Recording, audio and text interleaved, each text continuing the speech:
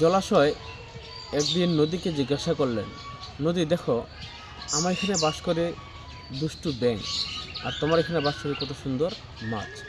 আমার এখানে সবাই ময়লা আবর্জনা ফেলে, আর তোমার পানি দেখো সবাই পান করে।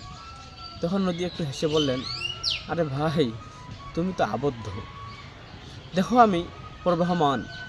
আমার মধ্যে যত দুঃখ কষ্ট বাধা বিপত্তি যাই আসুক না কেন, আমি সব কিছুকে উপেক্ষা করে আমার গন্তব্য মহাসমুদ্রে আমি পৌঁছাই, এতে আমার তৃপ্তি। ঠিক ভাই, আমাদেরও উচিত, কে কি বলল না বলল, কে কি মনে করবে, এই আশা নিয়ে বা এই কথাবার্তা নিয়ে আমরা কখনোই দুশ্চিন্তায় ভুগব না।